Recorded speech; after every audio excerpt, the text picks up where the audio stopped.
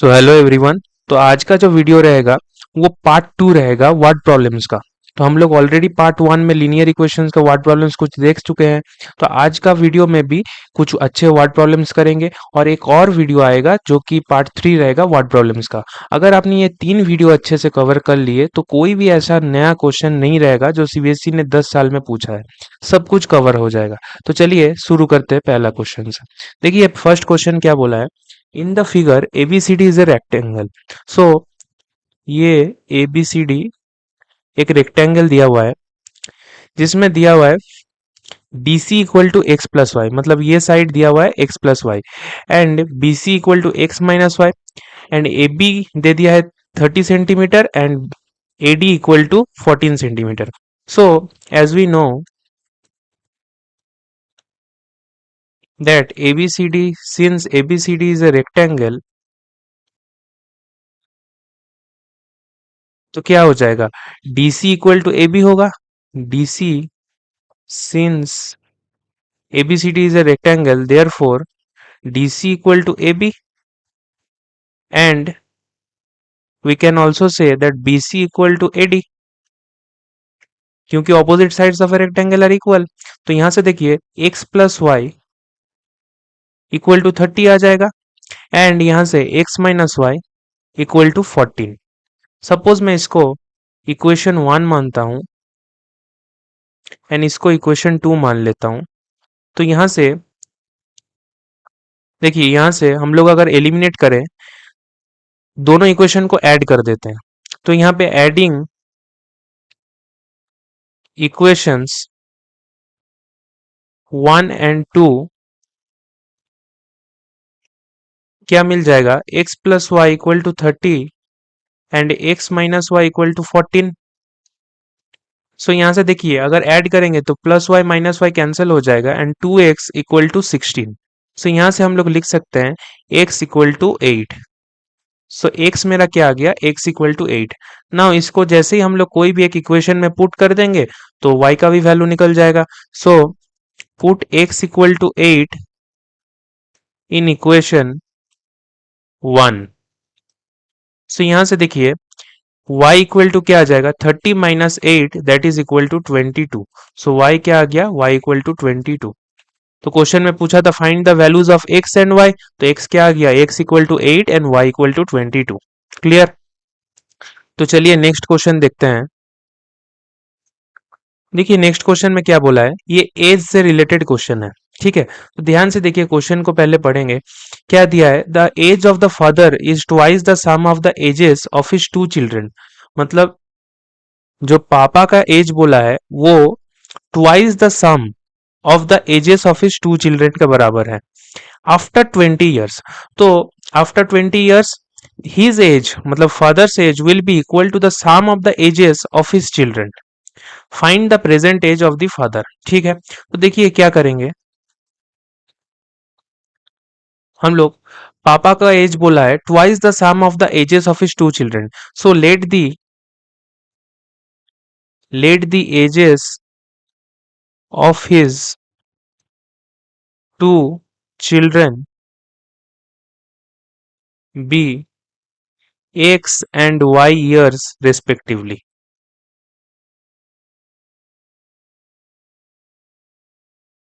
ठीक है, मैंने क्या किया कि दो जो बच्चे हैं दोनों का एज एक का x एक का y मान लिया। तो यहां से हम लोग लिख सकते हैं therefore the present age of the father क्या हो जाएगा, अभी present age of the father क्या हो जाएगा, देखिए twice the sum of the ages बोला है मतलब 2 into x plus y. Clear. अब बोला है आफ्टर 20 ईयर्स, 20 साल बाद हिज एज मतलब पापा का age will be equal to the sum of the ages of his children. Okay, so देखिए आफ्टर 20 ईयर्स, ठीक है, आफ्टर 20 ईयर्स फादर्स एज क्या हो जाएगा,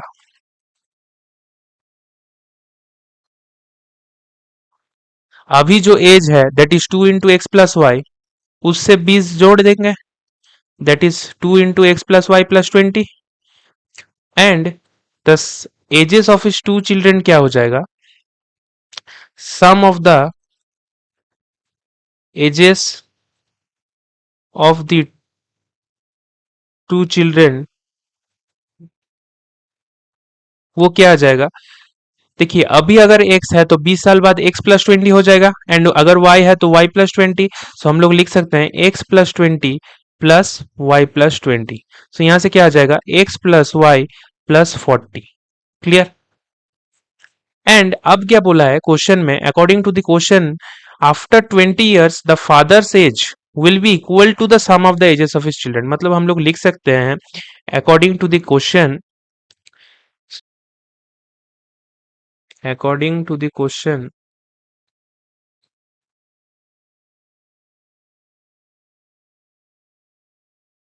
क्या लिख सकते हैं कि father says that is 2 into x plus y plus 20, 2 into x plus y plus 20 equal to x plus y plus 40।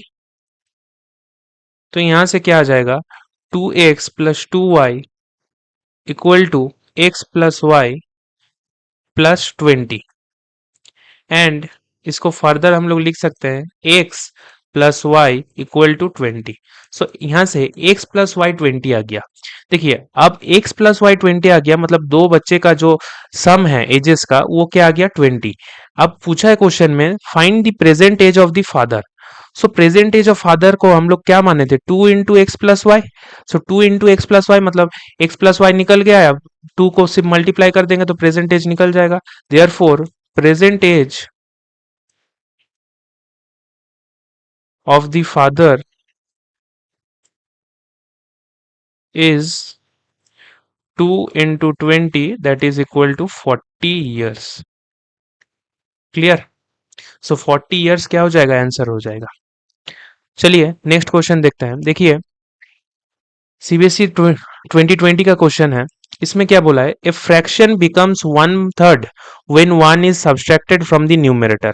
मतलब 1/3 हो जाता है जब 1 सब्सट्रैक्ट करते हैं न्यूमरेटर से, एंड 1/4 हो जाता है जब 8 ऐड कर देते हैं डिनोमिनेटर से। देखिए तो ये सब क्वेश्चन फ्रैक्शन वाला एक फिक्स्ड पैटर्न का होता है। ठीक है, इसमें देखिए क्या करते हैं हम लोग। First of all let the fraction be, let the fraction be x by y. हम लोग फ्रैक्शन को कुछ मान लेते हैं। सपोज मैंने मान लिया let the fraction be x by y. तो यहां से अकॉर्डिंग टू द क्वेश्चन हम लोग क्या लिख सकते हैं?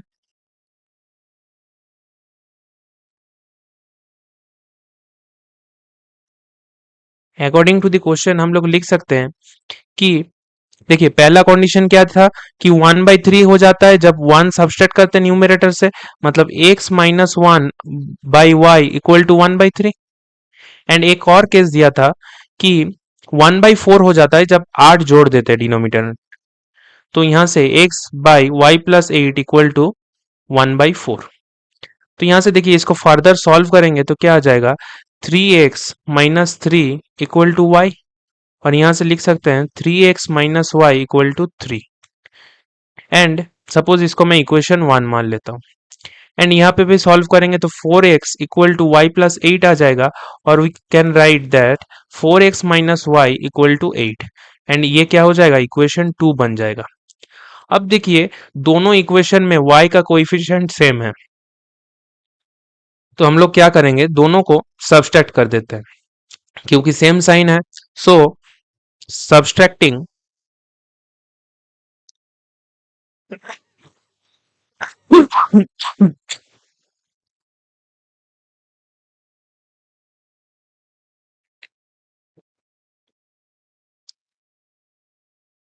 सब्सट्रैक्टिंग 2 फ्रॉम, या फिर सब्सट्रैक्टिंग 1 फ्रॉम 2, सब्सट्रैक्टिंग 1 फ्रॉम 2, देखिए क्या आ जाएगा? 4x - y -3x - y equal to 8 - 3। So यहां से देखिए हम लोग लिख सकते हैं 4x - 3x - y plus y equal to 5। So यहां से y y कैंसिल हो जाएगा, एंड एक्स क्या आ जाएगा, x equal to 5। Clear? X क्या आ गया, एक्स इक्वल टू 5। एंड जैसे एक्स आ गया, मैं अगर कोई भी एक इक्वेशन में पुट कर देता हूं तो वाई निकल जाएगा। सो सपोज मैं इक्वेशन 2 में पुट कर देता हूं, put x equal to 5 in 2।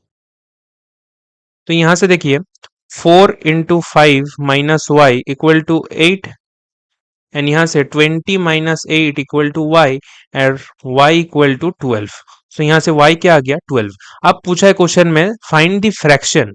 So fraction क्या हो जाएगा, therefore the fraction will be, fraction is, हम लोगों ने क्या माना था, x by y. So fraction क्या हो जाएगा, 5/12। क्या हो जाएगा, 5/12। क्लियर? अच्छा क्वेश्चन था। देखिए नेक्स्ट क्वेश्चन देखते हैं। देखिए सीबीएसई 2019 का क्वेश्चन है। ये इस टाइप ऑफ क्वेश्चन में, देखिए ये क्वेश्चन कौन सा पैटर्न का है, ये fixed charge and variable charge वाला क्वेश्चन है। जिसमें क्या होता है, ऐसे टाइप ऑफ क्वेश्चन में एक फिक्स चार्ज होता है एंड एक चार्ज होता है जो कि टाइम के ऊपर डिपेंड करता है। ठीक है, तो देखिए क्या बोला है क्वेश्चन में, a part of monthly hostel charges in a college hostel are fixed. एक चार्ज फिक्स्ड है and the remaining depends on the number of days one has taken food in the mess. ठीक है, अब बोला है कि when a student a takes food for 25 days he has to pay ₹4,500। मतलब ए अगर 25 दिन के लिए खाना लेगा तो 4,500 रुपए देगा। And whereas a student B who takes food for 30 days has to pay ₹5,200। B 30 दिन के लिए लेगा तो 5,200 रुपए देगा। अब बोला है find the fix charges per month and the cost of food per day. So इसका देखिए सॉल्यूशन क्या होगा, जो पूछा है क्वेश्चन में उसी को कुछ ना कुछ वेरिएबल मान लेते हैं। Let the fixed charges per month be ₹X and the cost of food per day be ₹Y। ₹X मान लिया हम लोगों ने फिक्स चार्ज को, एंड जो डे के ऊपर डिपेंड कर रहा था cost of food, that is उसको हम लोगों ने क्या मान लिया, ₹Y। तो यहां से हम लोग लिख सकते हैं therefore according to the question, therefore according to the problem, हम लोग क्या लिख सकते हैं, ए ने 25 दिन के लिए खाना लिया था। So x plus 25y equal to 4,500। And B ने फॉर ए, ये किसके लिए लिखा हम लोगों ने, इक्वेशन फॉर ए के लिए। एंड सिमिलरली फॉर बी के लिए लिखेंगे तो बी के लिए क्या आ जाएगा, x plus 30y equal to 5,200। Now देखिए इसको सपोज मैं इक्वेशन 1 मान लेता हूं एंड इसको इक्वेशन 2। सो यहां से दोनों को अगर सब्सट्रैक्ट कर देंगे, सो subtracting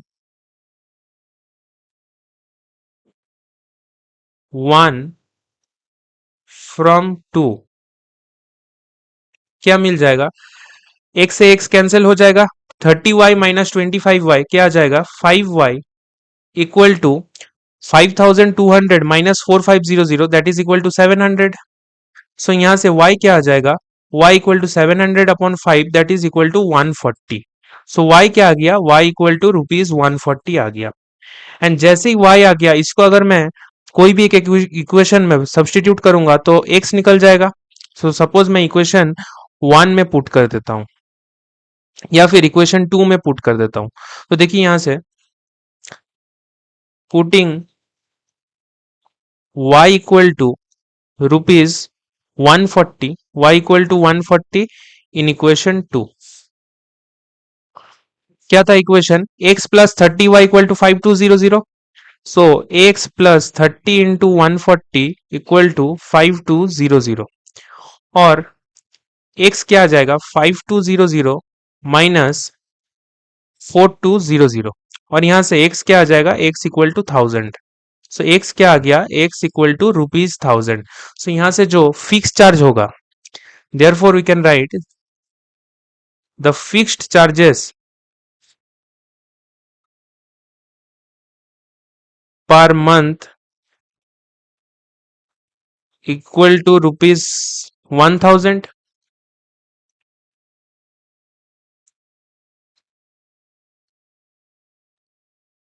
and the cost of food per day equal to rupees, कितना था, ₹140। क्लियर, ये क्या हो जाएगा मेरा, ये हो जाएगा आंसर। क्लियर, तो चलिए नेक्स्ट क्वेश्चन देखते हैं। देखिए क्या बोला है क्वेश्चन में, ए 2 digit number is such that the product of its digit is 12। मतलब दोनों को मल्टीप्लाई करेंगे तो क्या मिलेगा, 12 मिलेगा। And when 36 is added to this number, the digits interchange their places। interchange their places मतलब अगर सपोज कोई नंबर ए बी टाइप का है, वो क्या बन जाएगा, बी ए। फॉर एग्जाम्पल अगर डिजिट को लेकर समझे तो अगर 27 है तो 72 हो जाएगा, यही बोला है। तो देखिए इसमें हम लोगों ने ऑलरेडी देखा है कि अगर हम लोग कोई भी डिजिट वाले क्वेश्चन में या फिर नंबर वाले क्वेश्चन में नंबर को हम लोग क्या मान लेते हैं, 10x प्लस वाई या फिर 10a प्लस बी। ठीक है, एंड अगर रिवर्स कर देंगे तो क्या हो जाएगा, 10b प्लस ए। बस इतना ही याद रखना है इस क्वेश्चन के लिए। देखिए क्या बोला है,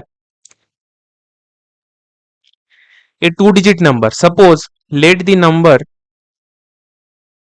let the 2 digit number have a in tens place and b in ones place या फिर units place, b in units place. A tens place में है एंड बी यूनिट्स प्लेस में, मतलब नंबर का वैल्यू क्या हो जाएगा, 10a प्लस बी। देयरफॉर यहाँ पे according to the question, question में क्या दिया है